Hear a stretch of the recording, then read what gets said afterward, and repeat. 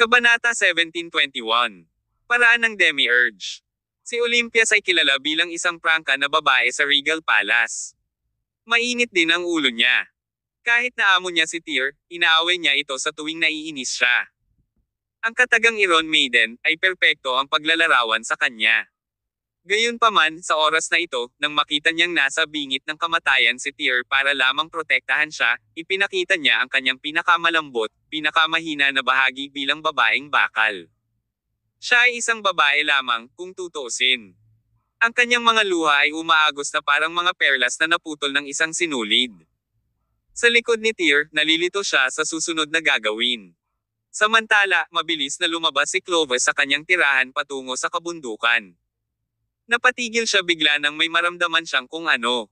Huli na. Napakapangit ng ekspresyon ni Clovis. Ang Etor na iyon ay hindi talaga kalaban ni Tyr. Pagkatapos ay inilipat niya ang kanyang tingin sa likod ng bundok. Ngayon lang, may mga nakikitang pagbabago-bago ng masiglang enerhiya na nagmumula doon, ngunit ngayon ay wala nang matukoy. Dapat tapos na ang laban. Lalong nagdilim ang ekspresyon ni Clovis. Yumuko siya sa susunod na segundo, kinuha ang poster ng isang taong naghahanda sa sprint. Sa sumunod na segundo, napapalibutan si Clovis ng mga bugzo ng magulong simoy ng hangin. Pagkatapos, isang nakakasilaw na liwanag ang sumambulat sa kanyang katawan. Nanatili sa iisang lugar ang katawan ni Clovis, ngunit lumabas mula rito ang isang figure na kamukha niya, na parang nakatakas ang kanyang kaluluwa. Sa katotohanan, ang kanyang kaluluwa ay hindi umalis sa kanyang katawan. Ginamit ni Clovis ang Demiurge method para gawing multo ang kanyang enerhiya na kamukha niya. Ang pamamaraang ito ay hindi isang bagay na maaaring gawin ng sinumang manlalaban ng transformation. Magagamit lamang ito kung natutunan ng mandirigmang iyon ang Empyrean script, na siyang sinaunang kakaiba ng pamilyang White. Kasanayan, at nasanay na ito hanggang 9 na antas o mas mataas. Si Clovis ay may kakayahang gumamit ng Demiurge method. Kabisado niya ang Empyrean script hanggang sa 9 na antas. Ang figurang iyon ay nawala sa orihinal na lokasyon sa isang iglap. Sa susunod na sandali, nasa likod na siya ng bundok. Sure enough, natalo siya. Sa oras na ito, karga-karga ni Olympias si Tyr sa kanyang likuran, tumatakas patungo sa direksyon sa likod ng bundok. Nagulat si Olympias nang biglang may narinig siyang boses sa likuran niya.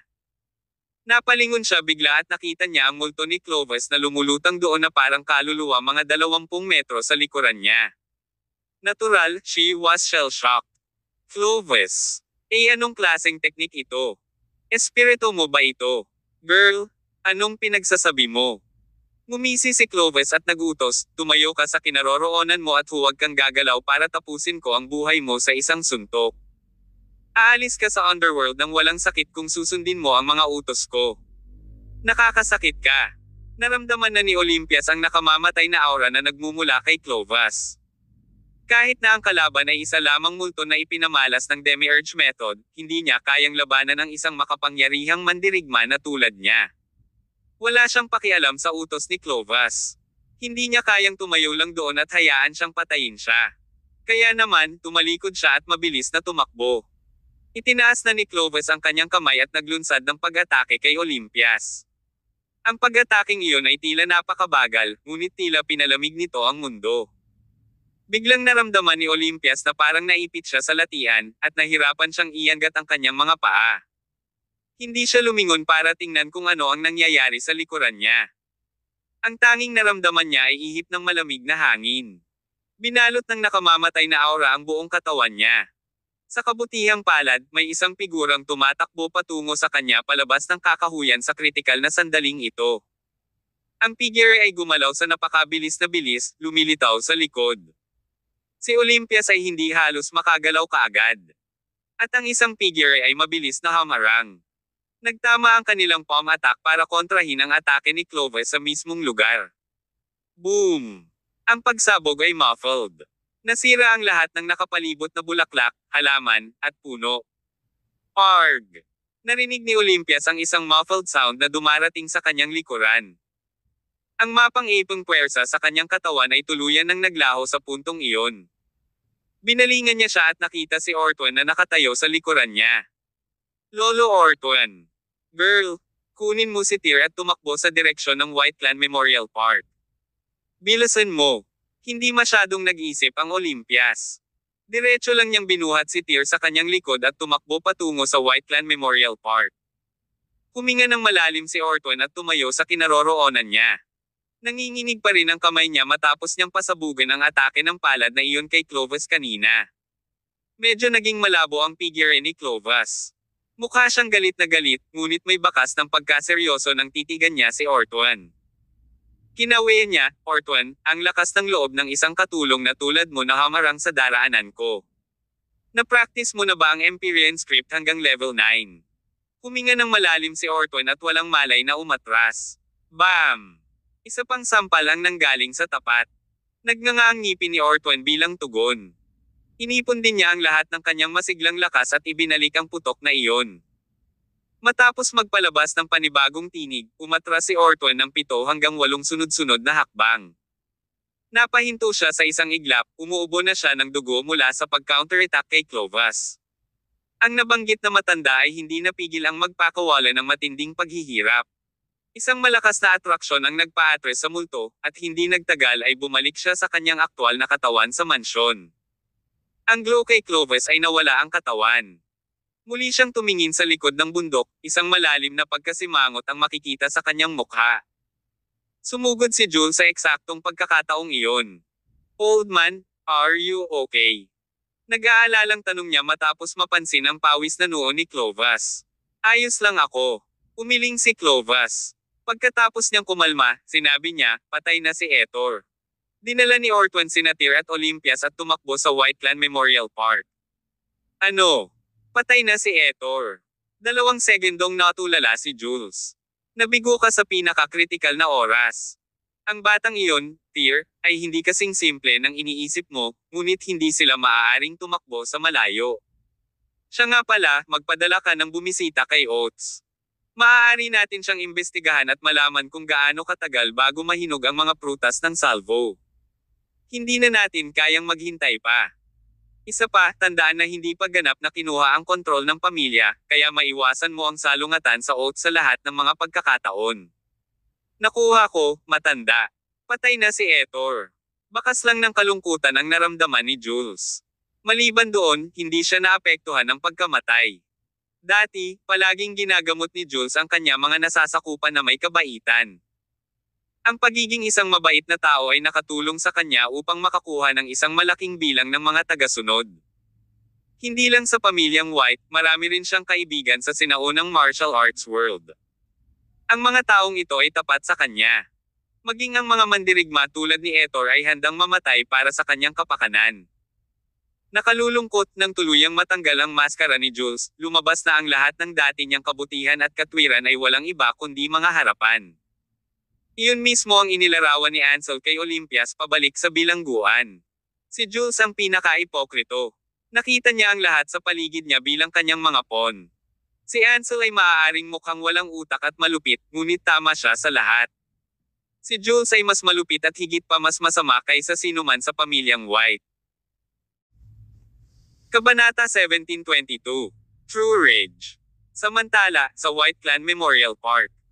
Ang mga ninuno ng pamilyang White ay inihimlay sa Memorial Park. Ang pamilya ay may ilang daang taon ng kasaysayan. Sa makatuwid, mayroong maraming libingan ng kanilang mga ninuno na nakakalat sa buong Memorial Park. Ang Memorial Park ay isang ipinagbabawal na lugar ng White family, tulad ng Sealed Chamber. Maliban sa padre de pamilya, walang sinuman sa pamilya ang pinayagang pumasok dito maliban sa araw ng pagsamba. Sa oras na ito, dumating na si Olympia sa pasukan ng Memorial Park na walang malay si Tyr sa kanyang likod. Handa na siyang tumakbo papunta sa lugar. Biglang maraming tao ang sumugod sa paligid, na hamarang sa kanyang dinadaanan. Tumigil ka dyan. Walang trespassing na pinapayagan sa White Clan Memorial Park. Lahat sila ay mga bantay ng Memorial Park. Karaniwan, ang mga gwardya na ito ay hindi kasangkot sa anumang mga bagay sa pamilya. Isa lang ang layunin nila sa buhay, na protektahan ang lugar na ito at tiyaking walang makakagambala sa kapayapaan ng mga ninuno ng pamilya. Napahinto si Olympia sa kanyang kinatatayuan. Hindi pa natutuyo ang kanyang mga luha sa kanyang mukha. Humakbang siya pasulong at sinampal sa mukha ang mausoleum guard. She chided, "Huwag kang hamarang, take a good look at me. Ako ang matriarch." Nakilala ng mga gwardya ng mausoleum si Olympia sa puntong ito at isa-isa silang binati. Pagbati, matriarch. Umalis ka. Hindi na nag-aksaya si Olympias ng oras sa mga guards. Nagmamadali siyang pumasok sa Memorial Park kasama si Tyr sa likod. Ang mga gwardya na ito ay patuloy na humahadlang sa kanyang landas. Matriarch, hindi ngayon ang araw ng pagsamba. May karapatan kang pumunta sa Memorial Park pero hindi pinapayagan ng lalaking karga-karga mo. Tahimik ka. Nagalit si Olympias. She was so pissed to the point na malapit na siyang sumabog. Gamit ang isang kamay, binuhat niya si Tyr sa kanyang likod, at sa kabilang banda, hinugot niya ang mahabang talam sa baywang ng guard at idiniin ito sa leeg nito. Being the matriarch is useless. I have right to do anything at all. Tell me, am I right? Do I have any rights at all? As the matriarch, I just want to magdala ka ng mga tao sa Memorial Park, pero kailangan mo lang akong pigilan, di ba? Maaaring nabaril na ni Olympias ang lahat ng mga gwardya na iyon kung mayroon siyang AK-47 sa kanyang kamay ngayon. Speaking of which, ang role niya as the matriarch was a total disappointment. Siya ang matriarch sa pangalan, pero wala siyang karapatan. Higit pa rito, siya ay tinutugis ng kanyang mga kaaway. Ang lahat ng sama ng loob at hinaing ng Olympias ay sumabog sa eksaktong sandaling ito. I'm not interested in being the matriarch. All I want is for my boss to leave. Alam mo ba kung ano ang sinasabi ko? Naiintindihan mo ba? Hindi alam ng mga gwardya ng mausoleum kung ano ang nangyari sa loob ng pamilyang White. Sa oras na ito, lahat sila ay tulala. Matriarch, ito ang rule. Tanggalin mo ang rules. Galit na galit, itinaas ng Olympias ang talam sa kanyang mga kamay at nilaslas ito sa leeg ng gwardya ng mausoleum. Hindi nakaiwas sa atake niya ang gwardya na iyon. Kahit napatayin siya ni Olympias, hindi siya lalaban dahil sa posisyon nito bilang matriarch. Gayunpaman, tumanggi din siyang sumuko. Maliban sa mga araw ng pagsamba, ang White Clan Memorial Park ay isang ipinagbabawal na lugar. Iyon ay ang patakaran ng hinlalaki. Kaya lang niyang tanggapin ang kanyang kapalaran at gamitin ang kanyang buhay para itaguyod ang mga alituntunin dahil hindi niya kayang tuparin ang katapatan at katwiran ng sabay. Sa sandaling ang talam sa kamay ni Olympias ay malapit ng madikit sa leeg ng gwardya, biglang tumunog ang mahinang boses ni Ortuan. Young lady, please stop. Natigilan si Olympias, na may emosyonal na pagkasira, nang marinig niya ang boses ni Ortuan. Si Ortuan, na mapatla ang kutis at may mga mantsa ng dugo sa mga sulok ng kanyang bibig, ay dahan-daang naglalakad patungo sa kanyang direksyon. Lumingon si Olympias at tumingin sa kanya. Bakas ang ekspresyon ng matanda sa kanyang mga mata. Lolo Ortuan. Young lady, lahat ay lilipas. Ortuan tried his hardest to smile at Olympias. Alam kong may mga hinaing ka, at naiintindihan ko na galit ka, sabi niya. Pero hindi ka dapat mawala sa isip mo. Tulong.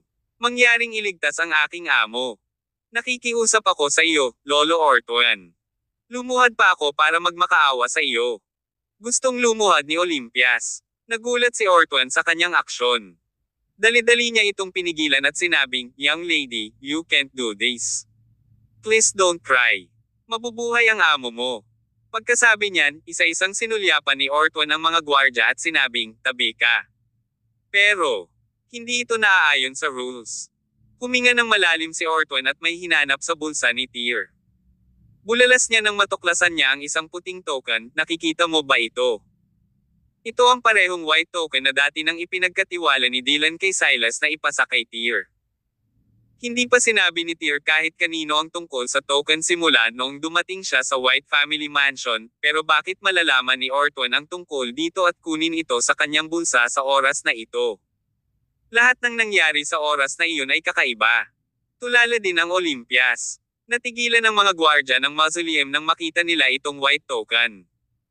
Pakiramdam pa nila ay nagkaroon sila ng cardiac arrest. Ito ba? Nakikita mo ba kung ano ito? Isa-isang ini-flash ni Ortuan ang mga token sa harap ng mga mata ng mga guard. Ang lahat ay lumuhad sa lupa at nanginginig sa takot sa susunod na segundo.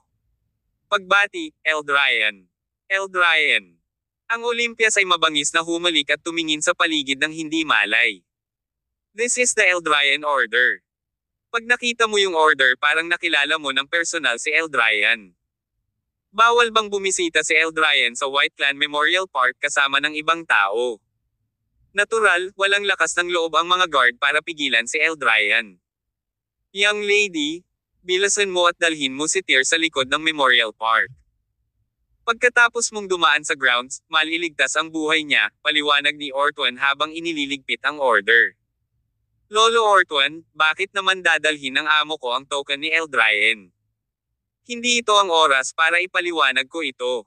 Naiintindihan ko. Hindi na nagtanong ang Olympias. Mukhang masyadong mapanganib ang sitwasyon ni Tyr sa puntong ito. Maaari siyang mamatay anumang oras kung hindi siya pinansin nito. Binuhat ni Olympia si Tyr at pumasok sa Memorial Park ng mabilis hanggat kaya niya at sinundan siya ng malapitan ni Ortwan. Nagdusa si Ortwan ng malubhang panloob na pinsala matapos labanan ang after image na nakondensed mula sa panloob na lakas ni Clovis ngayon. Kasabay nito, lubos na nabigla si Ortwan sa natuklasan. Kabisado na ni Clovis. Empyrean script sa ikasyam na antas, na hindi niya inaasahan. Ang kanyang lakas ay maaaring umabot sa isang nakakaalarmang antas sa kasong ito. Naglakad ang tatlo sa likod ng Memorial Park. Gabi na sa puntong ito. Isang nakapangangilabot na simoy ng hangin ang umihip sa bakuran, at ang mga nakapaligid na puno ay umaalog-alog na parang libu-libong halimaw at multo ang sumasayaw sa paligid nila. Habang nasa daan, nanatiling hindi gumagalaw si Tyr sa likod ni Olympias. Patuloy ang pag-agos ng dugo mula sa kanyang mga sugat. Nabahira ng pula ang puting damit ni Olympias. Boss, tahan na. Dito na tayo. Binaba niya siya Tyr. Tila namatay na nakahiga si Tyr. Sobrang bilis ng tibok ng puso ni Olympias na hindi niya maiwasang isipin kung namatay na ba si Tyr. Kabanata 1723. Hindi patay si Regis. Nangilid muli ang mga luha ni Olympias. Naalala niya ang huling pag-iyak niya ng ganito ay noong maling akusahan ni Jules ang kanyang ama. Sila ay pinalaya sa pamilya, at siya ay namatay ng malubha sa ibang bansa.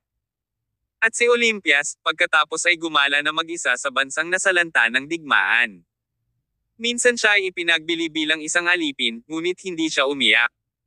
Sa isang iligal na pabrika, siya ay inabuso at binugbog, ngunit hindi siya umiyak. Nang maglaon, siya ay tinugis ng kanyang mga kaaway nang magbenta siya ng mga baril at armas, ngunit hindi siya lumuha. Hindi siya umiyak, gaano man siya nagdusa. Gayunpaman, sa pagkakataong ito, umiiyak siya. Mapait siyang humagulgol dahil ang amo niyang si Tyr ang walang kondisyon na nagmamahal sa kanya simula nang mawalan siya ng pamilya noong bata pa siya. Hindi lang siya tinatrato nito na parang miyembro ng kanyang pamilya, ngunit ganoon din ang ginawa niya sa lahat ng mga kapatid ng Regal Palace. Paano niya ipapaliwanag ang pagkamatay ni Tyr sa kanyang mga kapatid sa Regal Palace kung namatay ito ngayon? Paano niya haharapin ang sarili niyang kasalanan? Namamanhid ang isip ni Olympias. Ang gusto lang niyang gawin ay ilagay si Tyr sa kanyang likod at dalhin siya sa isang pasilidad kung saan siya maaaring gamutin. Hindi sinasadyang dumaan ang grupo sa puntod ni Regis sa Memorial Park. Napakaganda ng pagkakagawa ng libingan. Lumuhad sana si Olympias at magdadasal sa isang normal na araw, ngunit sumulyap lang siya sa puntod ni Regis ng mga oras na iyon. Pagkatapos, kasama si Tyr sa kanyang likod, nagpatuloy siya sa pagtakbo patungo sa kanyang destinasyon. Dumating sila sa likod ng parke pagkatapos dumaan sa lugar bago sumisid sa isang maliit na bahagi ng kakahuyan. Tahimik ang kakahuyan, at umiihip pa rin ang simoy ng hangin sa gabi. Ilang dahon ang nahulog mula sa langit at dumapo sa Olympias at Tyr. Isang malamyos na himig ng plota ang nagmula sa kailaliman ng kakahuyan. Pamilyar ang himig, at palaging may impresyon si Olympias na narinig na niya ang kanta sa isang lugar noon. Hindi niya matindaan kung saan niya narinig noon dahil kinakabahan at balisa siya sa mga oras na iyon. Young lady, ang hinto mo ay sa dulo ng kakahuyan, paalala ni Ortwan sa kanya mula sa likuran. Lumakad si Olympia sa dulo ng kakahuyan. May bambo sa kagubatan sa dulo ng kahoy na ito. Bagamat ang kagubatan ng kawayan ay hindi partikular na malaki, ang bawat tangkay ng kawayan ay malago at siksikan. Sa loob ng kagubatan ng kawayan, mayroong isang bahay na kawayan. Sa harap ng bahay, may isang matandang lalaki. May hawak siyang bamboo flute sa kanyang kamay, tumutugtog ng himig na pamilyar kay Olympias. Biglang naalala ni Olympias na pinapatugtog sa kanya ni Regis ang kantang ito noong bata pa siya. Hindi alam ni Olympias kung paano tumugtog ng plauta noong panahong iyon, bilang resulta, hinarap niya si Regis na tutugtog ito para sa kanya ng regular. Hiniling pa ni Olympias kay Regis na turuan siya, ngunit kahit anong pilit niya, hindi niya natutunang tumugtog ng plauta, nakakasakit sa tenga ang kanyang paghahatid. Isang pamilyar na himig na tinutugtog ng isang pamilyar na lalaki. Nang makita niya ang matandang nakatayo sa harap ng bahay na kawayan, natigilan si Olympias. Lolo! Hindi makapaniwala si Olympias sa kanyang mga mata. Paanong nakatayo rito si Regis na nakabaon na sa lupa? Hindi ba patay na siya? Hindi ba't inilibing na siya sa White Clan Memorial Park? Bakit siya nakatayo dito ng buhay? Multo ba yon? Lolo! Si Olympias, na karge-karge si Tyr sa kanyang likod, ay napaatras ng walang malay. Wala siyang paraan para tanggapin ang ganoong katotohanan sa maikling panahon. Siya ay ganap na nakakalimutan sa kung ano ang nangyayari. Buhay ang lolo mo, umakbay si Ortuan sa likuran niya at mahinang sinabi sa tabi ng tainga ni Olympias. Iniligpit ni Regis, na nakatayo sa harap ng bahay na kawayan, ang plauta. Sa sandaling iyon, si Tyr, na malubhang nasugatan at nakahiga sa likod ng Olympias, ay nakakuha ng kanyang pansin. Hindi man lang siya nagulat, parang na-anticipate na niya ang lahat. Binuksan ang pinto ng bahay na kawayan. Sa loob, mayroong isang kama, mainit na tubig, at mga kagamitang medikal, lahat ng mga bagay na iyon ay handa ng handa. Tila inaasahan ni Regis na may masasaktan ngayong gabi. Girl, I don't have time to explain to you. Tire safety is the most important thing for now. Bilasan mo at ipadala mo na siya sa bahay. Kailangan nating tahiin ang mga sugat niya at itigil ang pagdurugo. Huwag kang mag-alala. Sinisiguro ko sa iyo na mabubuhay siya. Magulo pa rin ang isipan ng Olympias, ngunit walang kasing halaga ang pinsala ni Tyr sa kasalukuyang sitwasyon. Kahit na curious siya kung bakit nabubuhay pa si Regis, hindi niya ito masyadong inisip. Pinapasok niya si Tyr sa bahay sa lalong madaling panahon. Lumapit si Regis kay Ortuan, na napansin ang kanyang maputlang mukha. Isang ideya ang pumasok sa kanyang isipan. Lumakas na ba ulit ang kapangyarihan ni Clovis? Huminga ng malalim si Ortuan, saka tumango. Paliwanag niya, oo, Master. Nakipag-away ako sa kanya ngayon lang, at wala akong laban sa kanya. It's understandable that you are not his match. 20 years ago, walang sino man sa pamilya maliban kay Eldrayan ang kalaban niya, sabi ni Regis. Iyon ang dahilan kung bakit kailangan kong tiisin siya ng matagal. Ngayong mas malapit na ako sa hanggang sa dulo ng aking buhay, wala akong ibang pagpipilian kundi ang labanan siya ng todo. Master, hindi iyon ang ibig kong sabihin, paglilinaw ni Ortuan. Hindi si Clovis ang humarap sa akin kanina. Teka, ano? Gulat na gulat si Regis, na para bang tinamaan siya ng kidlat sa lugar. Pumikit si Ortuan, huminga ng malalim, at nagpaliwanag. Ang Demiurge Method. Ang ngayon ko lang nakilala ay ang figurang na-condensed niya sa pamamagitan ng Demiurge Method. Nag-practice siya ng Empyrean Scripture hanggang sa ika-9 na antas. In time, kung kinuha niya ang Salvo Fruit, siguro within a year and a half, makapasok na siya sa Demigod Realm. Kumuyam ang mga kamao ni Regis nang hindi sinasadya. Subconsciously, lumingon siya at tumingin kay Tyr, na walang malay sa kwarto, at sinabing, parang siya lang ang alas natin. Nasa kanya ba ang token ni Eldrayan? Yes, Master. Sa tingin mo kaya mong sumimon si Eldrayan para tulungan tayo sa token na ito? Tanong ni Ortuan habang inilalabas ang token. Hindi ko kayang gawin iyon. Sa pag-iling ng kanyang ulo, ipinaliwanag ni Regis, may pagkakataong hindi na babalik si Eldrayan sa pamilya namin ng mag-isa mula noon sa Monroe Rangers na nasa panganib ang pamilyang White. Hilingin sa kanila na tulungan tayo. Roger yan. Ibinalik ni Ortuan ang Eldrayan token sa kanyang bulsa. Tumalikod na siya at aalis na sana. Nag-aalalang sabi ni Regis, Uncle Ortuan, gaano ba kalala ang injury mo? Hindi naman big deal. Tumango si Ortuan at sinabing, huwag kang mag-alala, guro. Mabubuhay ako. With that, tumalikod na si Ortuan at humakbang palayo. Napatingin si Regis kay Tyr na nakahiga na naman sa loob ng bahay. Sa sandaling ito, pinatibay niya ang paniniwalang nag-ugat sa loob niya. Ikaw ang may-ari ng The Song of the Empire, at biniyayaan ka rin ng swerte. Ngayon, itataya ko sa iyo ang kapalaran ng pamilyang White. Sana ay mabuhay ka, umaasa din ako na ang aking pamilya ay makakatagal din sa mga pagsubok na ito. With that, kinuha ni Regis ang phone niya at nagpadala ng text. Matapos ipadala ang text na iyon, tumalikod na siya at naglakad papasok ng bahay. Kabanata 1724. 5 piraso ng mga prutas ng salvo. Lolo, magiging okay ba ang amo ko?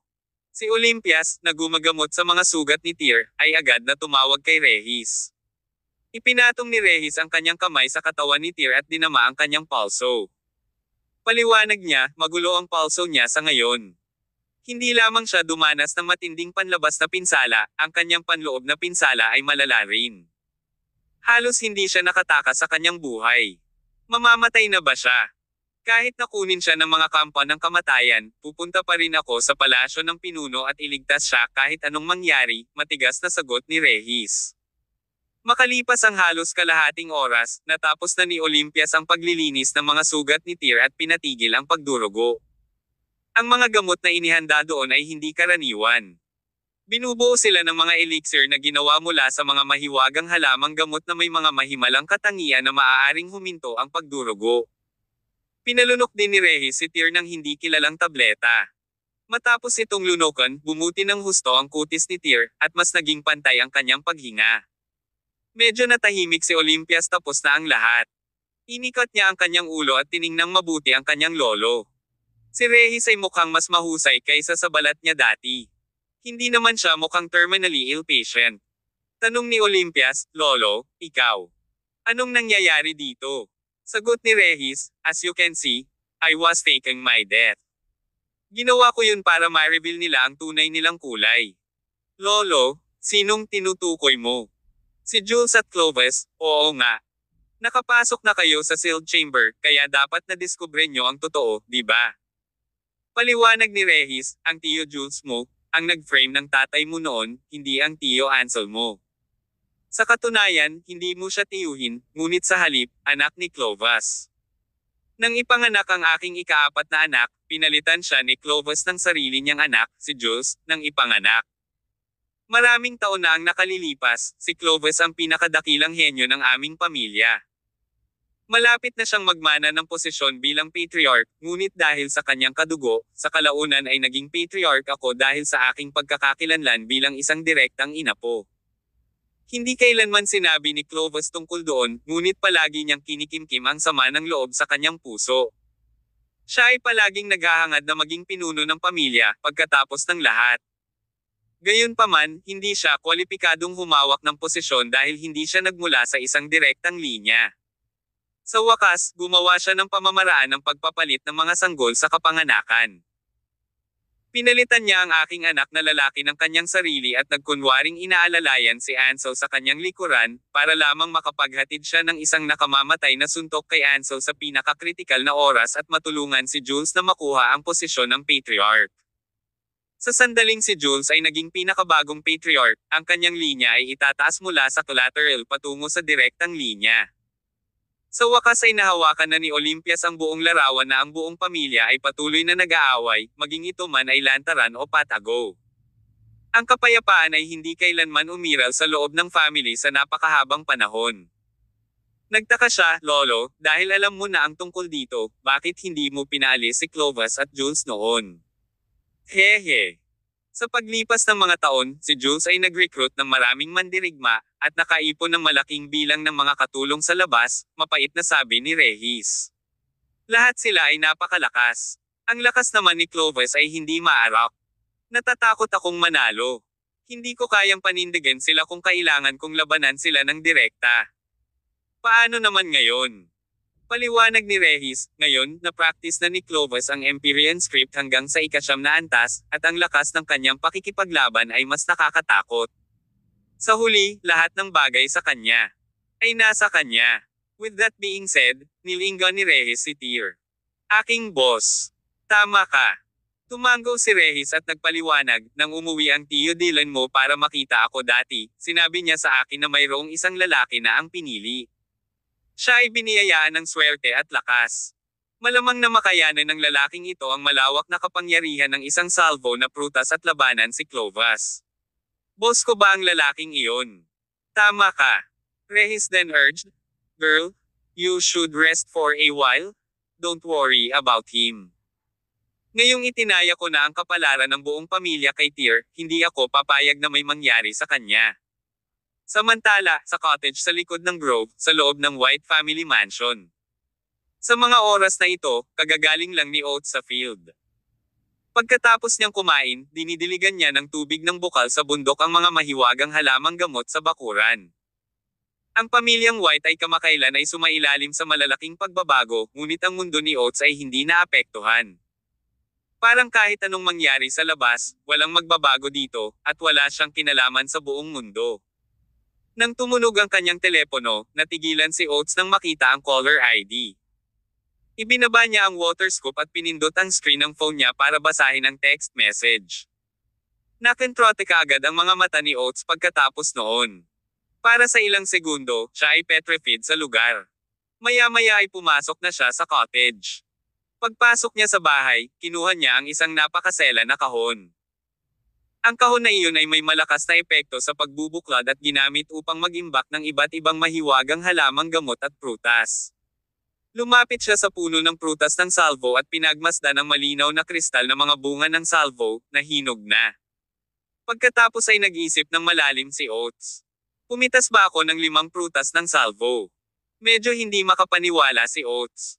Nag-isip siya sandali bago kinuha ang telepono at nagpadala ng confirmation text. Oo, kung sakali, at bilasan mo. Sa pagtingin sa sagot ng kabilang partido, hindi na nagdalawang isip si Oates. Agad niyang pinulot ang 5 bunga ng salvo sa puno at inilagay sa selyadong kahon. Mabilis siyang lumabas ng cottage na may hawak na kahon. Gayunpaman, nang dumaan siya sa kakahuyan, ilang mga figure ang biglang lumabas sa paligid. Tumigil si Oates sa kanyang paglalakad at hindi namamalayang pinrotektahan ang kahon sa kanyang mga kamay. May 4 na tao sa kabuuan. Nakasuot sila ng itim na damit at mukhang hindi pamilyar. Walang kilala si Oates sa kanila. Master Oates, saan ka pupunta sa hating gabi? Isa sa mga lalaking nakaitim na nakatitig kay Oates. Sa huli, itinoon niya ang tingin sa kahon na hawak niya sa kanyang mga braso. Pinaikit ni Oates ang kanyang mga mata. Siyempre, alam niya na ang mga taong ito ay pinadala para tiktikan siya ni Jules. Sila ay mga estranghero na hindi pa niya nakilala noon, na nagpapahiwatig na ang mga individual na ito ay mga nakatagong card hanggang sa mangas ni Jules. Kailan pa may karapatang tanungin ako, sabi ni Oates. Kailangan ko ba ang iyong permission para makapunta sa ibang lugar sa mansyon? Saway ni Oates at mabilis na humakbang pasulong. Malamig na tumikim ang 4 na lalaking iyon at dirdiretsong hamarang sa daanan ni Oates. Master Oates, maaari kang umalis kung gusto mo, ngunit mangyaring iwanan ang kahon sa likod. Kabanata 1725. What a cheapskate you are. Sino ka sa tingin mo? Malakas na saway ni Oates at biglang humakbang pasulong. Ang 4 na lalaking iyon naman ay ibinagsak ang kanilang mga harapan at dumiretso sa Oates. Lahat sila ay hindi kapani-paniwalang mga mandirigma. 3 sa kanila ay naging transcendent sa loob ng maraming taon, habang ang pinakamakapangyarihang mandirigma sa kanila ay pumasok sa transformation realm. Sa mata ng lahat, si Oates ay isang magsasaka lamang na ginugol ang kanyang mga araw sa pagtatanim ng mga bulaklak at halaman. Wala siyang alam na martial arts, kaya sapat na para kay Jules na magpadala ng 4 na manlalaban upang lihim na tiktikan si Oates. Yung 4 na lalaking nakaitim naman ay naramdaman na may mali sa sandaling nakamove on sila sa kanya. Naramdaman nila ang katawan ni Oates na naglalabas ng napakalakas na aura. Agad silang nalagutan ng hininga, halatang inapi. Bilang resulta, lahat ng 3 transcendents na mandirigma ay hindi nakagalaw. Ang natitirang transformation fighter ay naguguluhan din. Boom boom boom. Agad na kumilos si Oates habang ibinabato ang 3 magkakasunod na suntok at pinasabog ang 3 pambihirang manlalaban na iyon. Ikaw ay isang transformation fighter. Tinitigan ng transformation fighter si Oats na may pagtataka na ekspresyon sa kanyang mukha, ang kanyang tono ay nagiging nagtataka. I have a full yard of magic herbs and elixirs, and I have stayed in this place for decades, ungol ni Oats. Kahit baka ito, magiging transformation na ito pagkatapos ng mahabang panahon. Naglunsad ng isa pang hakbang si Oats sa sandaling bumagsak ang boses, na pinilit ang manlalaban ng transformation na magmadaling harangin ang kanyang pag-atake. Mahigit isang dosenang galaw ang agad na napalitan ng dalawa. Ang mga puno sa paligid ay nayanig, at maraming puno ang nabunot bilang resulta ng kanilang malakas na panloob na lakas. Hindi nagtagal, hinampis ni Oats ang kanyang palad sa dibdib ng manlalaban ng transformation na iyon. Isang subo ng dugo ang bumulwak mula sa bibig ng manlalaban na iyon. Magbabayad ang mga sumusubok na isabotahe ang aking pamilya. Kasabay nito, pinalo ni Oats ang isang palad sa tuktok ng ulo ni Transformation. Isang kaluskos ang narinig, at ang mga mandirigma ay bumagsak sa lupa, na dumudugo mula sa lahat ng mga butas. Hindi nangahas si Oats na manatili doon matapos silang patayin silang apat. Mahigpit niyang hinawakan ang kahon na naglalaman ng mga prutas ng salvo habang tumatakbo patungo sa Memorial Park sa likod ng bundok. Makalipas ang kalahating oras, dumaan si Oats, sa pangunguna ni Regis, sa Memorial Park at nakarating sa maliit na bahay na kawayan. Tito Oats. Walang balak magpahinga si Olympias. Bagamat pagod na pagod siya sa sandaling ito, hindi siya makatulog. Tumango si Oats, at saka siya naglakad papunta sa gilid ni Tyr. Malubhang nasugatan siya. Pare, sigurado ka bang gusto mo siyang bigyan ng prutas na salvo? Nakakunot ang noo ni Oats habang nakatingin sa sugat ni Tyr. Dahil sa estado niya, natatakot ako na pagkatapos niyang kainin ang prutas, sumabog siya sa lugar. Don't worry. He's not an ordinary man, sabi ni Regis sa gilid. We can't judge him by an ordinary man's standards. Ang takbo ng orasan. Bilasan mo at pakainin mo na siya. Pare, pinag-isipan mo ba talaga? Nagdadalawang isip pa rin si Oats na parang sinusubukang ipaalala sa kanyang ama, ang mga bunga ng salvo ang pundasyon ng ating pamilya. Ang puno ng prutas ng salvo ay naghihinog lamang ng isang beses bawat 30 taon, at 5 prutas lamang ang makukuha sa anumang binigay na oras. Ang ating pamilya ay maaaring lumikha ng 10 transformation fighter sa tulong ng 5 salvo fruits. Why are you so bossy? Sinipa agad ni Regis si Oats habang pinapagalitan. I've bet the fate of the entire family on this kid. Okay then. Hindi na nagsalita pa si Oats pagkatapos noon. Binuksan niya ang kahon at naglabas ng isang salvo fruit bago itinapat sa bibig ni Tyr. Noong una, naisip nila na nakakagulat. Pagbabagong anyo ang mangyayari pagkatapos lamunin ni Tyr ang prutas. Sa isang paraan, iyon ay isang katotohanan. Ang bunga ng salvo ay ipinaglihi ng mahiwagang puno. Sa sandaling ito ay nalunok, ang katawan ng taong lumunok nito ay sasailalim sa iba't ibang pagbabago. Ang taong iyon ay maaaring maging maliwanag na pula, o mapupuno sila ng masiglang enerhiya. Si Tyr naman ay walang reaksyon matapos lunokan ng isang salvo fruit. Ano ang sitwasyon? Lahat sila ay mukhang naguguluhan. Maging si Regis ay natagpuan itong medyo kakaiba. Lolo, bakit walang nangyayari kay boss pagkatapos niyang malunok ang prutas? Hindi ba't napakalakas ng prutas na ito na saysabog ang mga makakain nito kapag hindi nila pinapansin? Bakit hindi siya nagpapakita mga tugon? Bigyan natin ng oras. Wala silang choice kundi manatili sa kinaroroonan nila at maghintay ng tugon ni Tyr. Si Tyr ay hindi tumutugon gaya ng dati, matapos silang maghintay ng mahigit kalahating oras. Hindi dapat ganito. Nakalunok din ako ng prutas ng salvo noon, bulong ni Regis sa sarili. Nag-aapoy ang buong katawan ko at hindi na makayanan pagkatapos. Mahigit 1 buwan akong sumanib sa kapangyarihang nagmumula sa prutas at pinigilan ito pagkatapos. Sa wakas, ang aking tumataas ang antas ng paglilinang. Bakit hindi nag-react ang batang ito sa anumang paraan? Habang nagsasalita si Regis ay tinulungan niya si Tyr na bumangon sa kama. Pagkatapos ay sinimulan niyang pag-aralan ang kanyang pulso, na tumatakbo sa 8 dagdag na meridian, ngunit wala siyang nakitang kakaiba. Pwede ba? Tio Oats, mali ba ang napites mong prutas? Bulong ni Olympia sa mahinang boses. Girl, tumuhil ka nga. Pinandilatan ni Oates si Olympias at sinabing, pinamites lang ako ng mga prutas na iyon. Imposibleng magkamali ako ng ganyan. Hinog na ba ang mga prutas?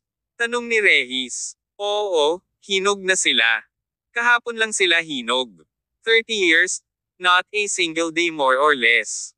Paliwanag ni Oates. Isa pa, parang may naisip si Regis. Diretsong utos niya. Bahagyang lumiit ang mga mata ni Oates. Pare, sigurado ka bang magiging okay siya kung papakainin ko siya ng dalawang magkasunod na prutas? Napakahalaga rin ng mga prutas ng salvo. Talaga bang pinaplano mo na bigyan ang batang ito ng ilang prutas ng sabay-sabay? Tumibok ang puso ni Oates sa pag-iisip na ibigay ang mga prutas ng salvo sa isang tagalaba sa buong panahon. Hindi niya kasalanan ang pagiging kuripot niya. Ang mga bunga ng salvo ay masyadong mahalaga pagkatapos ng lahat. Kumunat ang noo ni Regis at sinama ng tingin si Oates. Pinarusahan niya. Bakit ka ba naging cheapskate? Hindi mo minana ang pagkatao ko. Nalipat ka ba sa kapanganakan din tulad ni Jules? Oates soft sa sama ng loob. Magagalit ako kapag sinabi mo ulit ito, padre. Tumigil ka. Bigyan mo ako ng prutas. Natural, hindi kayang talunin ni Oates si Regis sa pagtatalo, kaya kumuha siya ng isa pang prutas sa kahon at iniabot. Kinuha ni Regis ang prutas, nag-isip sandali, saka tumayo at kinuha ang kahon ni Oates. Hindi na siya napigilan ng huli. Tignan mo nga ang kuripot mo. Hindi mo man lang hinahabol ang pagkatao ko.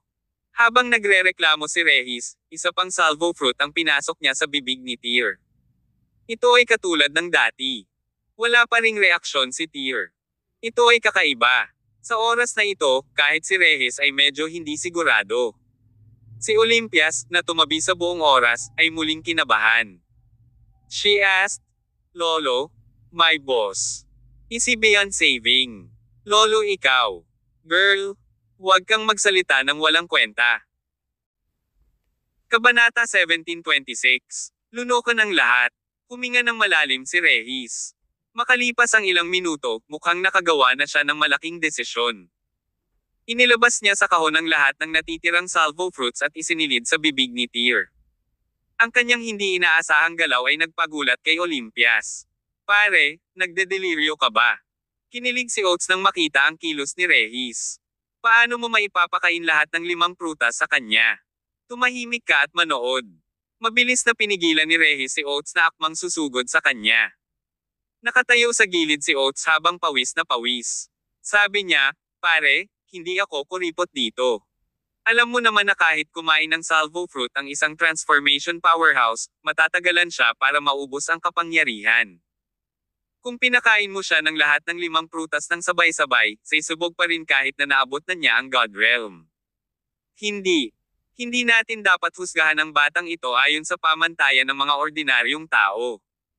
Sa isang desperadong pagtatangka, pinakain ni Regis kay Tyr ang lahat ng 5 prutas ng sabay-sabay. Pagkatapos, pinagmasdan niya ang reaksyon ni Tyr. Si Tyr, na hindi gumagalaw sa kama sa loob ng 1 minuto o 2, ay biglang nagpakawala ng isang mahinang singhot. Pagkatapos ay nagsimulang mamula ang buong katawan niya. Mabilis na naghilom ang mga sugat sa kanyang katawan pagkaraan ng ilang sandali. Ang ilang mga peklat ay literal na nababalat, na nagpapakita ng bagong balat. Napabuntong hininga ang lahat nang makitang mabilis na gumagaling si Tyr. Gumagana ito. Nagningning ang mga mata ni Regis, at hindi niya namamalayan na hinawakan ng kanyang kamay si Tyr. Sa sandaling nakipag-ugnayan ang kanyang mga daliri kay Tyr, isang napakapangangilabot na puwersa ang lumabas mula sa anak ng huli at biglang naitaboy si Regis ang 3 hanggang 4 na metro ang layo. Pare! Mabilis na ainalalayan ni Oates si Regis. Well, it worked. Regis muttered something similar once more. Then he noticed Tyr, who was lying on the bed, sitting up in a cross-legged position. Namumula ang buong katawan niya, parang isang piraso ng pulang bakal. Ang temperatura sa silid ay nagsimulang tumaas ng mabilis. Hindi nagtagal, ito ay kasing init ng kalan, at bumuhos ang makapal na butil ng pawis sa mga noo ng lahat.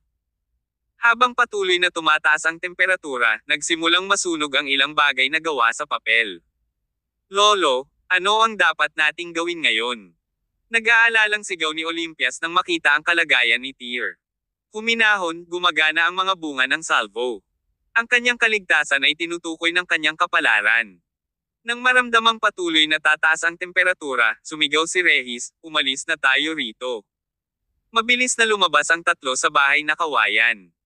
Paglabas nila ay nilamon na ng dagat ng apoy ang bahay na kawayan, na nagkulong din dito kay Tyr.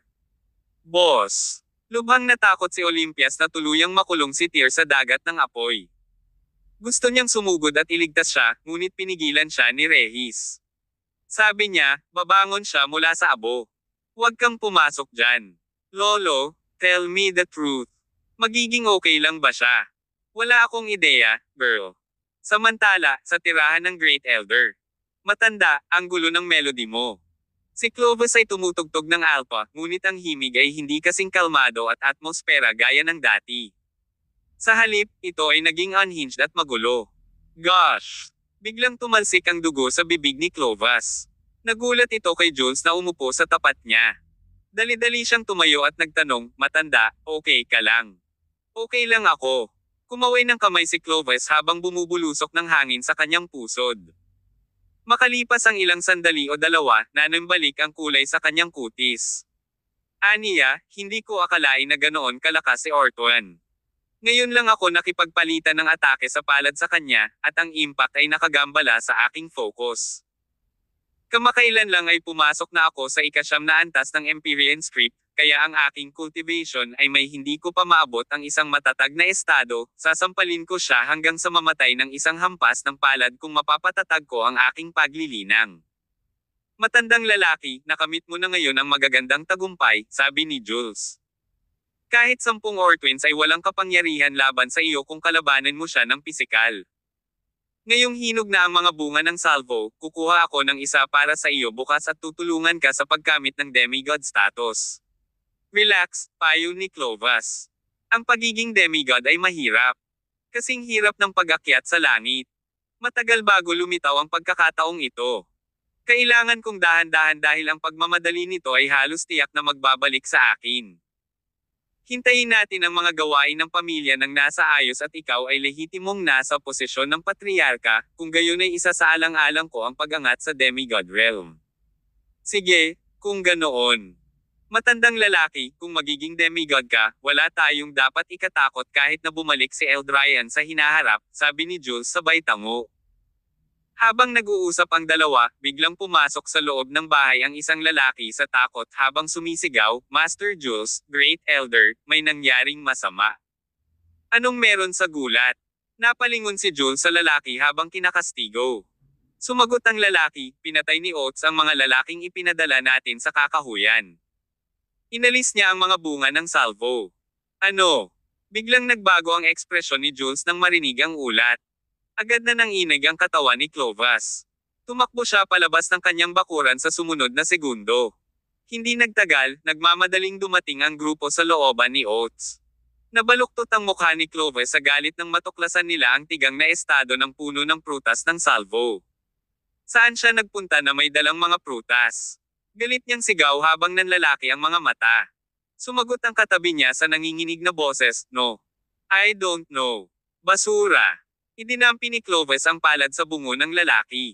Sa isang kisap mata, nawasak ang kanyang katawan at naging ulap ng madugong ambon.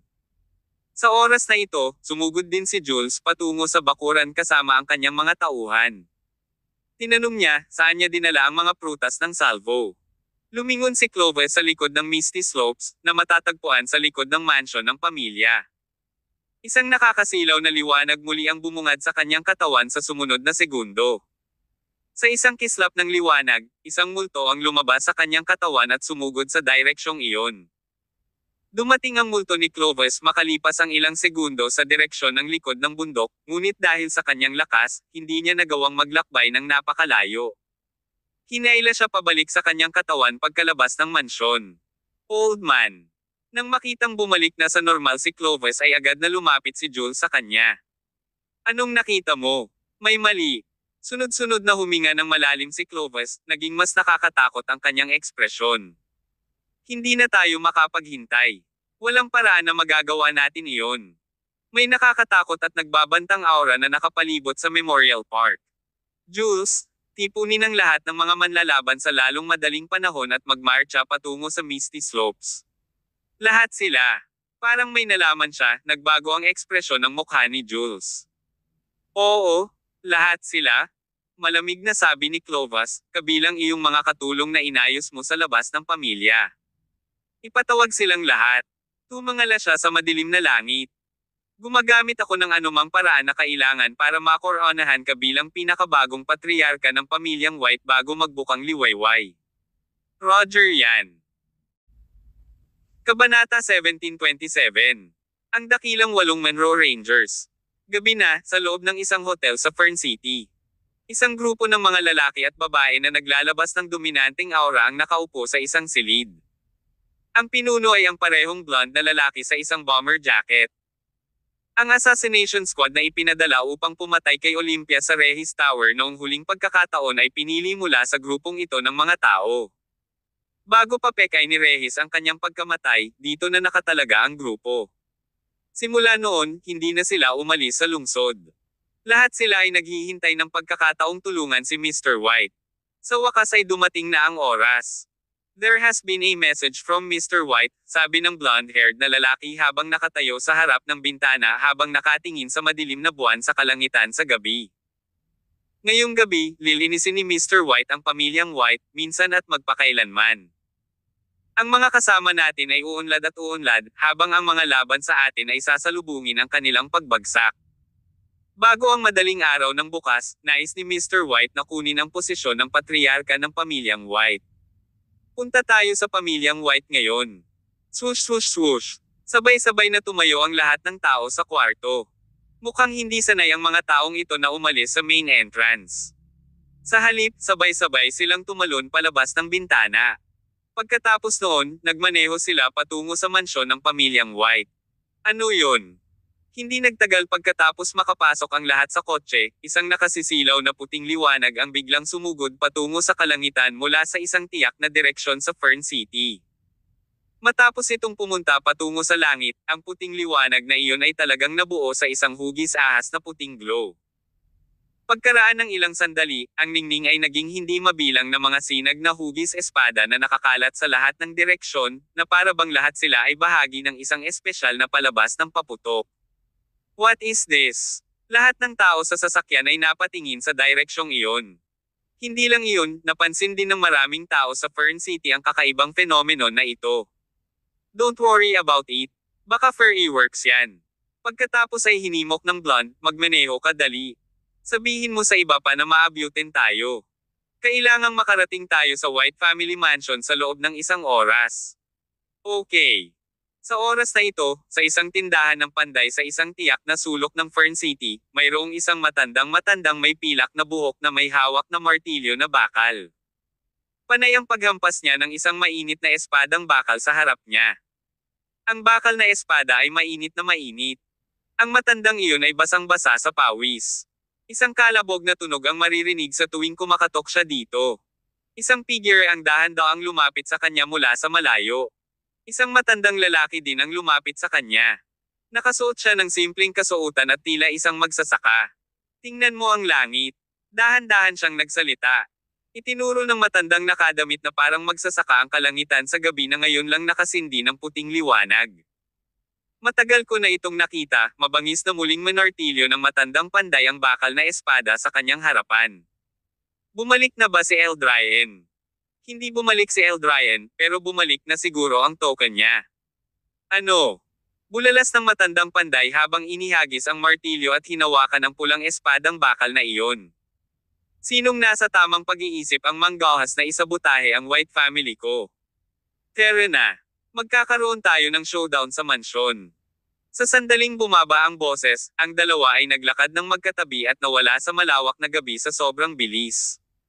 Kasabay nito, nakaupo ang isang matandang may pilak na buhok sa isang maliit na pampang ng ilog sa kabilang direksyon ng lungsod.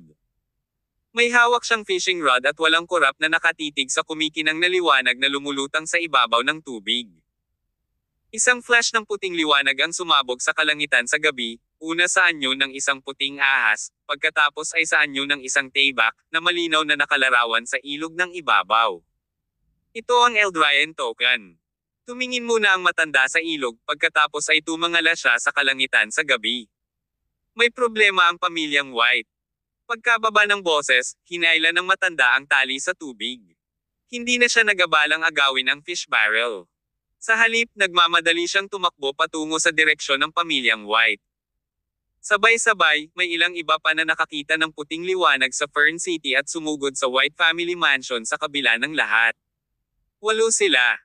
Kabilang sa 8 taong ito ang isang panday, isang magsasaka, isang retiradong mangingisda, at isang guro.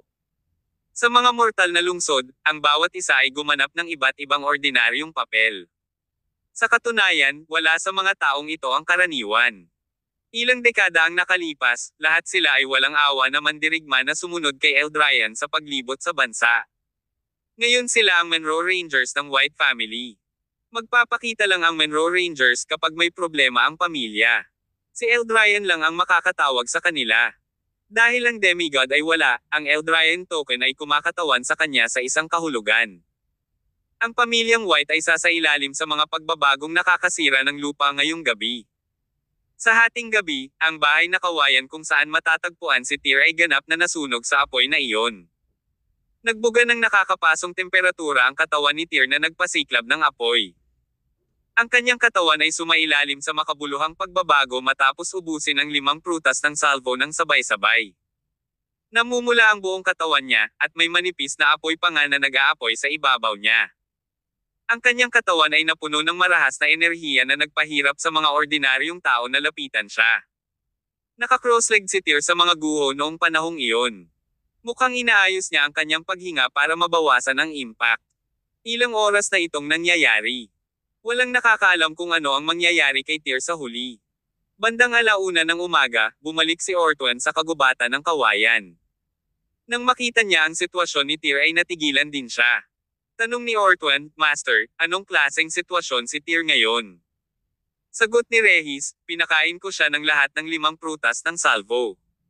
Nasa kanya na kung makakaligtas siya o hindi." Baka sa mukha niya ang pagkagulat ni Ortwan. Mabuti na lang at si Rehis ang nagsabi sa kanya ng totoo, dahil si Ortwan ang nagpalaki sa kanya at sa gayon ay mas kilala siya. Kung sa iba lang nanggaling, akalain niya agad na nasisiraan ang taong ito.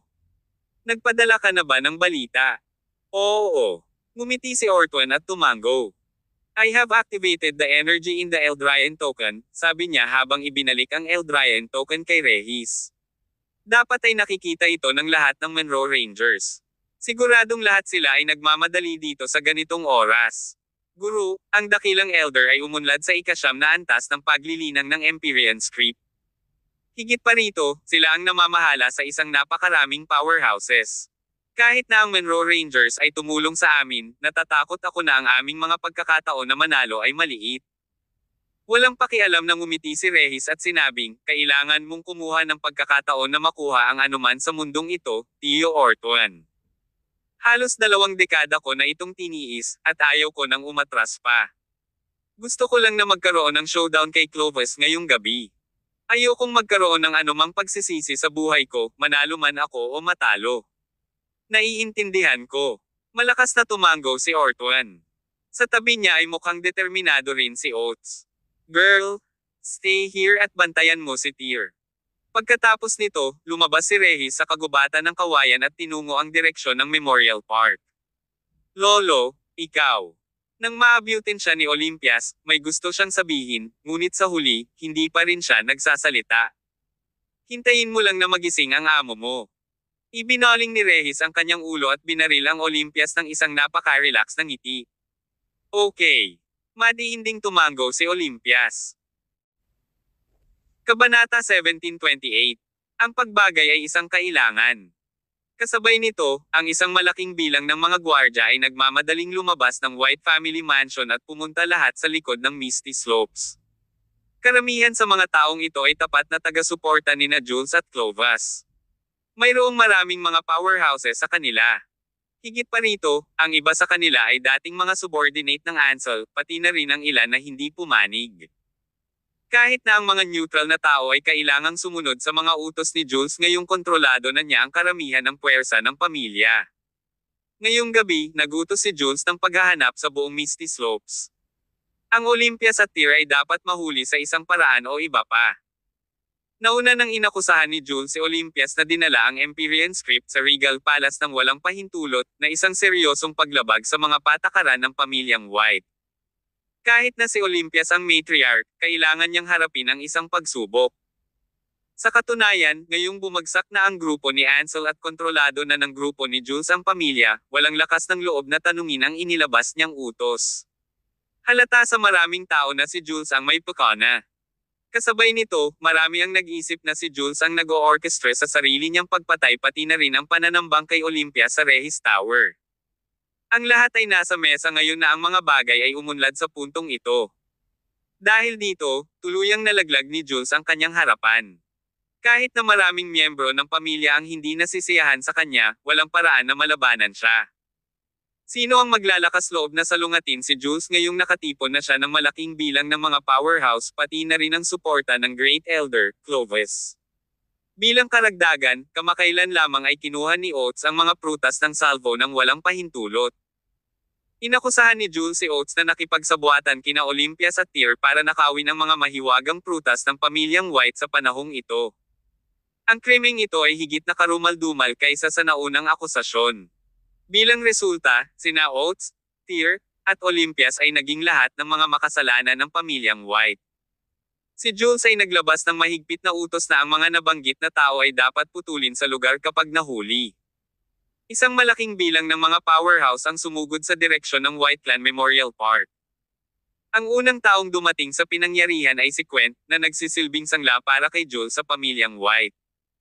Nang dalhin ni Quent ang isang malaking grupo ng mga tao sa Memorial Park, mabilis na lumabas ang mga gwardya ng mausoleum upang harangan ang kanilang dinadaanan. Tumigil ka nga dyan. Ito ang White Clan Memorial Park. Sa mga araw na hindi sumasamba, walang pinahihintulutang pumasok. Ang mga gwardya ng mausoleum ay nagbigay pa rin ng parehong babala. Huminto din ang grupo ni Quent sa kanilang landas. Ngayon, nandito tayo para manghuli ng mga kriminal, kaya kailangan nating pumasok sa Memorial Park. Hindi pwede. Sunod-sunod na inilabas ng mga guard ang kanilang mga armas at tinitigan ang grupo ni Quent. Kung maglakas loob silang lumagpas anuman ang mga patakaran ng pamilyang White, tiyak na pipigilan nila ang mga taong ito sa lahat ng gastos. Anong nangyayari? Tulad ng magkabilang panig ay nasa isang pagkapatas, si Jules ay sumugod dito kasama ang isang grupo ng mga mataas na antas ng executive. Master Jules, itong mga walang silbi ay nagbabawal sa amin na pumasok sa Memorial Park. Nakipagsabuatan ng Olympia sa mga tagalabas para nakawin ang ating Empyrean script at mga mahiwagang prutas, paliwanag ni Jules habang naglalakad papunta sa mga gwardya ng mausoleum. She has done an unforgivable crime. Now that she's made her way into the Memorial Park, how dare you stop us?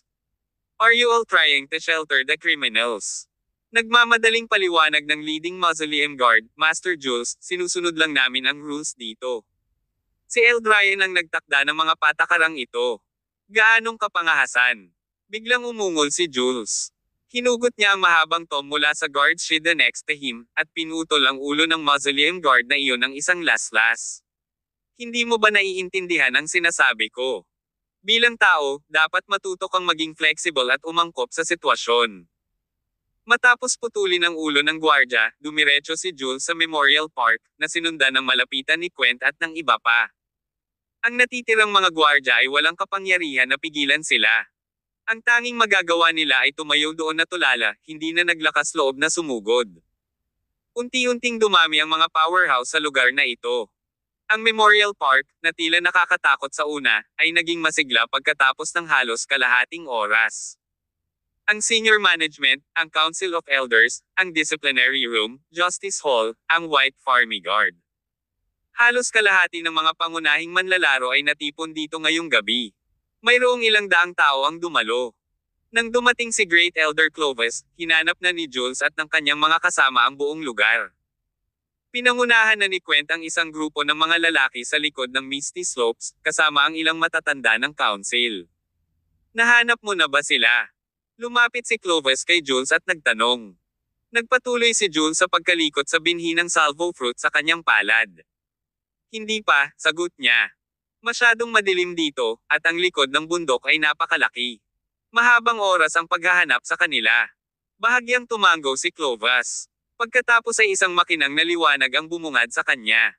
Kasunod nito, ang multo na pinalapot ng Demi-Urge method ay bumaril sa direksyon ng likod ng bundok.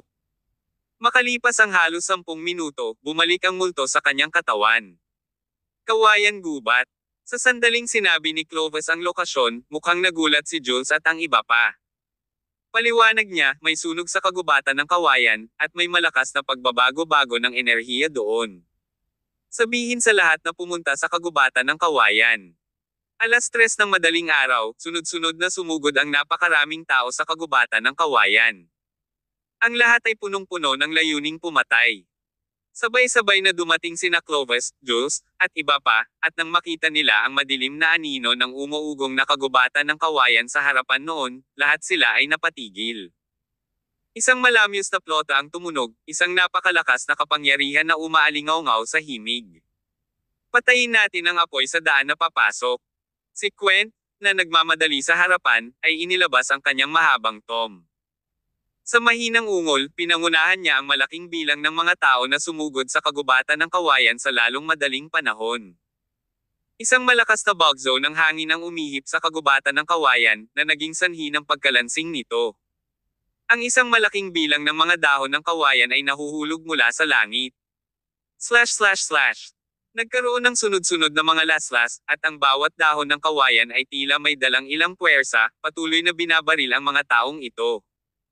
Ang mga dahon ng kawayan na ito ay pumutol ng hindi mabilang na butas sa katawan ng mga taong ito na parang isang matalim na kutsilyo. Bumulwak ang sariwang dugo mula sa kanilang mga sugat, ngunit hindi pinatay o inatake ng mga dahon ang mga individual na ito. Saglit lang silang naparalisa. Patuloy na tumunog ang himig ng plotang kawayan. Ang pamilyar na himig na ito ay nabigla sa marami sa mga taong naruroon.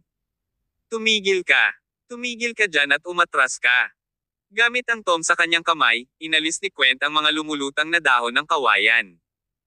Lumingalinga siya sa paligid at pinakinggan ang pamilyar na himig na pansamantalang nagpasindek sa kanya. Kabanata 1729. Nagsimula ang dakilang digmaan.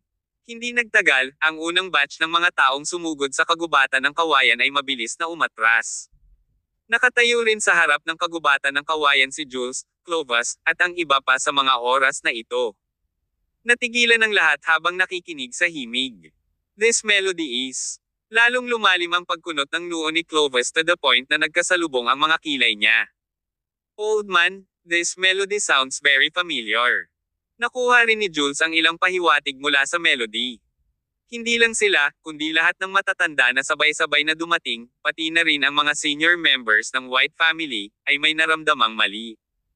It's the March Rhapsody. Sa wakas, may tumawag sa pangalan ng kanta. Maraming tao ang natarante nang marinig ang pangalan. Ang March Rhapsody ay binubuo ni Regis, ang dating patriarch ng White Family, nang bumisita siya sa Onasa City maraming taon na ang nakalilipas. Nang maglaon, naging solo song ni Regis ang piyesang ito. Narinig na ng lahat ng senior member ang kantang ito dati. Gayunpaman, namatay si Regis, kaya sino kaya ang nagpatugtog ng kanta sa kagubatan ng kawayan na ito? Maraming tao ang nakatayo sa harap nitong kagubatan ng kawayan. Dahil sa nakakatakot na musika, walang nang-ahas na muling tumuntong sa kagubatan ng kawayan. Hocus-pocus lang lahat. Nang nasa kalagitnaan na ang musikang ito, sa wakas ay hindi na napigilan ni Clovis. Gamit ang isang kumpas ng kanyang kamay, pinalamutian niya ang kanyang masiglang enerhiya sa isang matalim na talim at nilaslas hanggang sa unahan ng kagubatan ng kawayan. Ang kanyang pag-atake ay hindi nakatagpo ng pagtutol, at nang dumaan ang malakas na tom, hiniwa nito ang mga kawayan sa kalahati. Nagsayaw sa hangin ang mga dahon ng kawayan. Sa ilalim ng madilim na liwanag ng buwan, dahan-daang lumabas ng kagubatan ang ilang figure. Clovis and Jules, anong punishment sa tingin nyo ang nararapat sa inyo sa pagsabotahe sa White Family ko? Maraming tao ang nakaramdam ng pagyayelo ng kanilang dugo sa kanilang mga ugat nang marinig nila ang mga pamilyar na boses at makita ang mga mahiwagang figure. Kasama sina Ortwen at Oates, naglakad si Regis hanggang sa labasan ng bamboo forest. Habang nakatayo siya roon, binigyan nito ang mga tao ng pakiramdam ng soberanong bumababa sa mundo.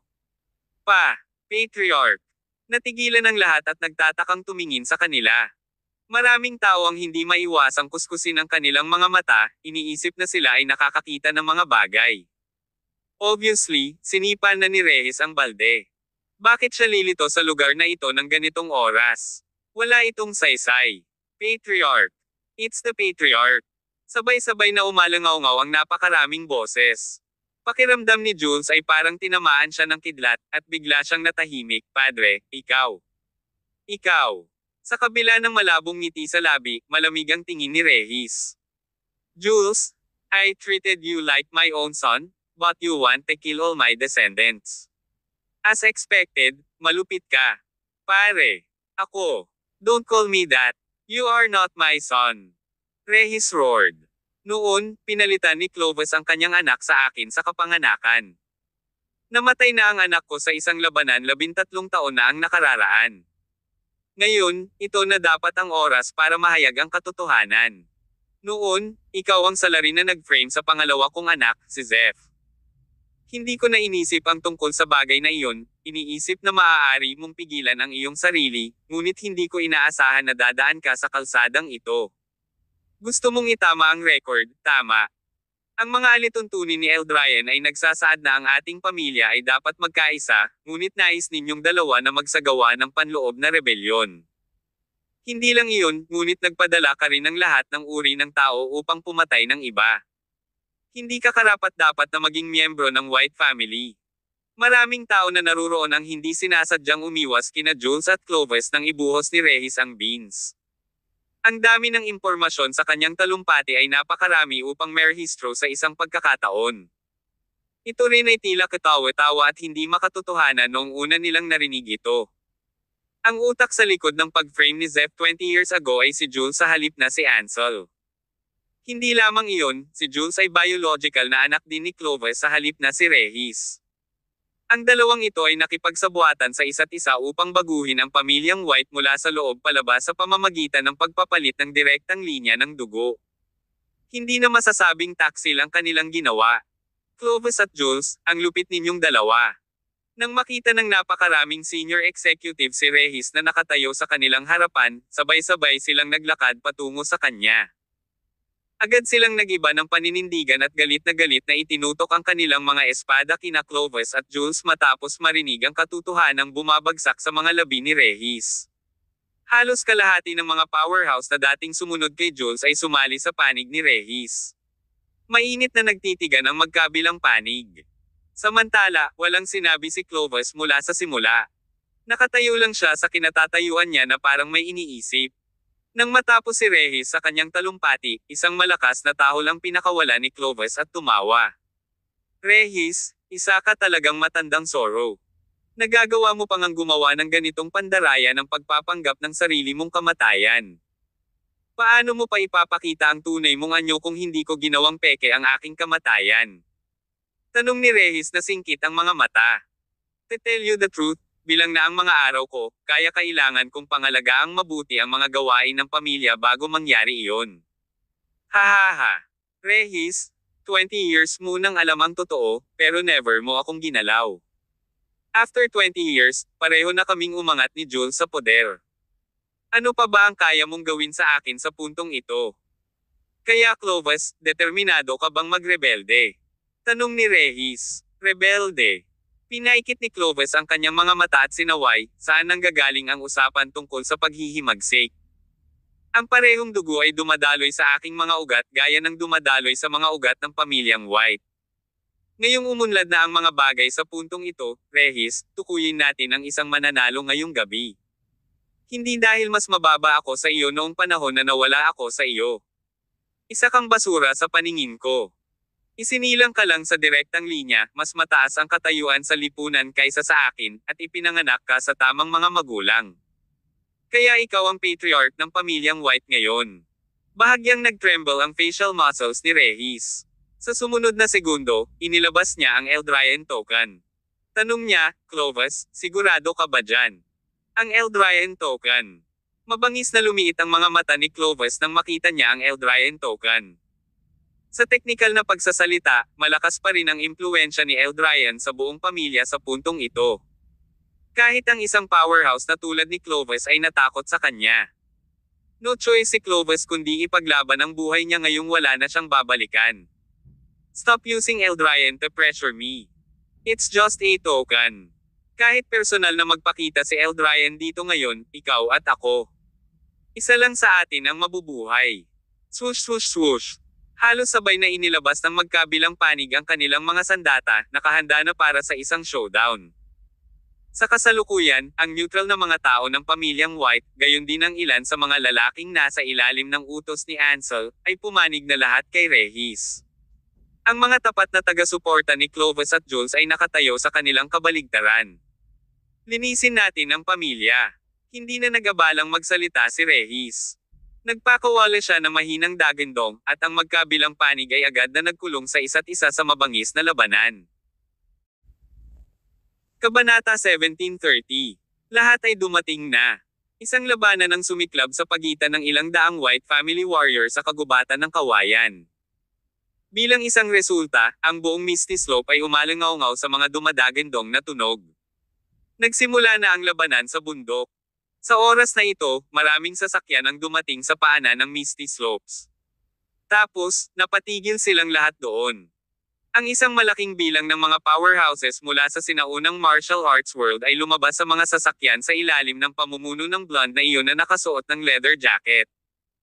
Nang marinig nila ang mga tunog ng labanan na nagmumula sa bundok, pati na rin ang iba't ibang light effect ng hindi mabilang na mga kasanayan sa pakikipaglaban, binilisan nila kaagad ang kanilang lakad.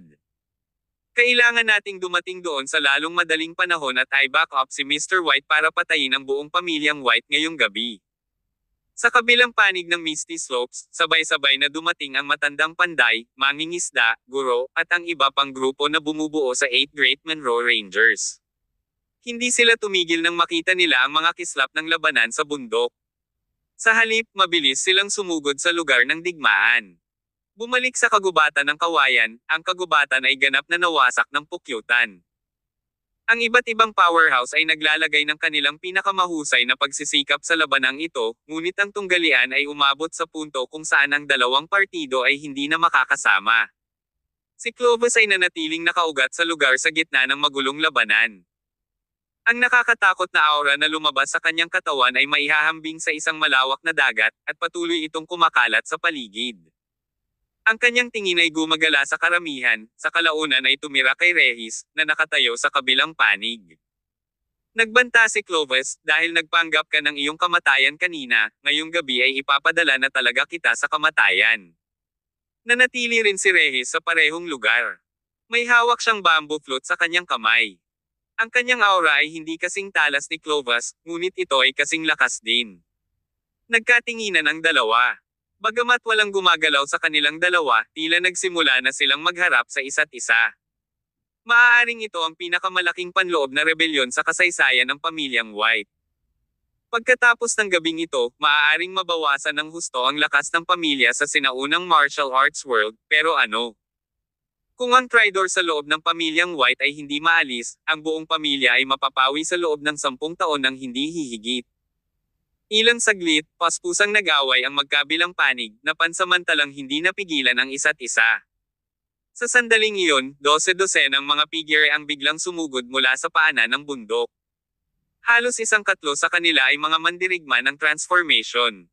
Ang grupong ito ng mga mandirigma ay ang grupo ng reinforcements na inimbitahan ni Jules at ng iba pa mula sa labas.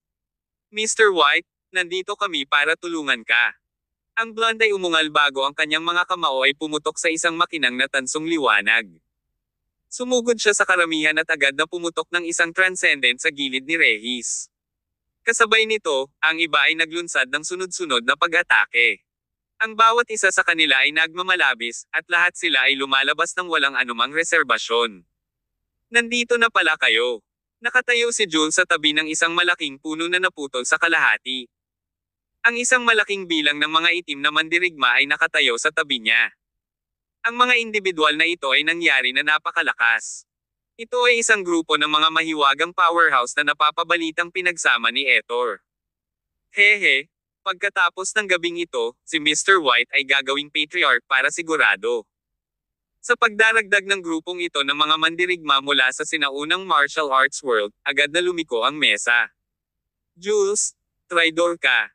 Pagmumura ni Oates habang sinasabog ang isang kalaban gamit ang kanyang palad at pinandilatan si Jules na duguan ang mga mata.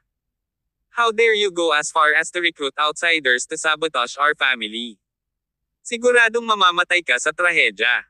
Napangiti ng mahina si Jules at sa White, Oates, umabot na sa puntong ito. Anong silbi ng pagmumura mo sa akin ng ganyan? Palagi mong ipinagyayabang kung gaano ka kawalang interes sa mga usapin ng pamilya, ngunit naruroon ka pa rin sa labanan ngayong gabi. Walang ibang sinabi si Oates. Bumalik siya sa kanyang gawain ng pagpatay sa lahat ng mga kaaway na nakikita. Noon lang, sa piitan ng White Family Mansion. Pagkatapos ng mga araw ng pagkakakulong, nawala na ang dating ugali ni na Ansel, Benoit, at iba pa. Sa mismong sandaling ito, biglang bumukas ang pinto ng piitan. Isang matanda ang dumating sa piitan.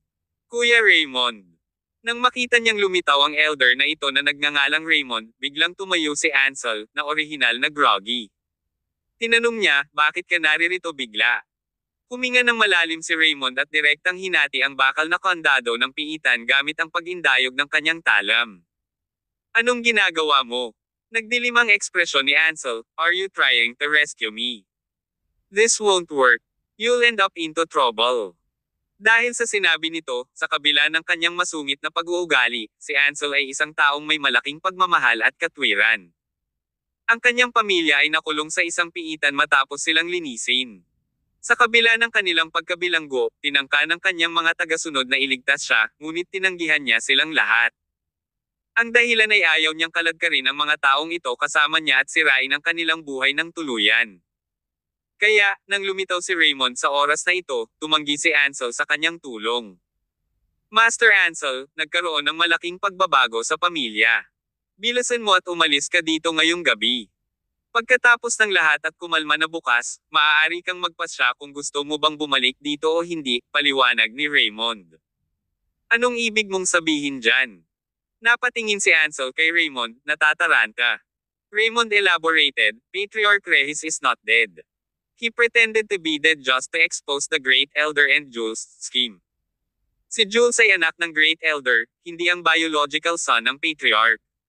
Sa ngayon, lahat ay nagtipon sa Misty. Mga Dallasdes, at sumiklab ang digmaan doon. Gayunpaman, si Clovis at ang kanyang mga goons ay malayong mas kakilakilabot. Hindi ko akalain na mapapantayan ng grupo ni Patriarch Regis ang kanilang kapangyarihan. Kapag nanalo ang grupong Clovis ngayong gabi, lahat ng direktang kaapo-apuhan ng pamilya ay papatayin sa susunod na araw. Tinanggal ni Raymond ang cade ng bakal sa katawan ni Ansel ng isang hampas habang nagsasalita ito. Master Ansel, umalis na tayo dito habang nagpapatuloy ang kaguluhan, payo niya. May pag-asa hanggat may buhay. What are you talking about? Ano ang sinabi mo? Hindi nakasagot si Ansel sa sinabi ni Raymond sa maikling panahon. Akala pa niya ay mali ang narinig niya noong una. Ang kanyang ama ay naging nakabaon sa lupa na nakita ng sarili niyang mga mata. Paano siya nabuhay? Hindi patay ang iyong ama, Master Ansel. Nagkunwari siyang mamatay para mailantad niya sina Clovis at Jules. Ang dalawang iyon ay hayagang nagpahayag ng kanilang paghihimagsik. Sa mahabang panahon, si Ansel ay naguguluhan, ang aking ama ay hindi patay. Maya-maya, nakapag-react na rin si Ansel. Ha. Biniro niya ako for good. Kahanga-hanga. Pakiusap, Master Ansel, huwag na tayong magtagal pa rito. Umalis na tayo. Klang. Sa ibang mga selda, tinulungan din ng ibang tao na dinala ni Raymond sina Benoit, Jehan, at iba pa para maputol ang kanilang mga tanikala. Nang malaman nilang buhay pa si Regis, ang mga taong ito ay naging katulad ni Ansel. Tinanong mo akong umalis, ngunit saan ako pupunta? Tanong ni Ansel. Sagot ni Raymond, umalis ka na lang dito. As the direct descendants, you must survive. Agad namang tumanggi si Ansel. Ang aking ama ay nakikipaglaban sa isang madugong labanan sa mga taksil sa Misty Slopes. Paano ako magiging duwag at tumakas kapag ang labanan at nagsisimula? Lahat, makinig. Kunin ang iyong mga armas, dahil at pupunta tayo sa Misty Slopes upang tulungan ang aking ama. Ngayong gabi, aalisin natin ang mga taksil at ibabalik ang kapayapaan sa ating pamilya.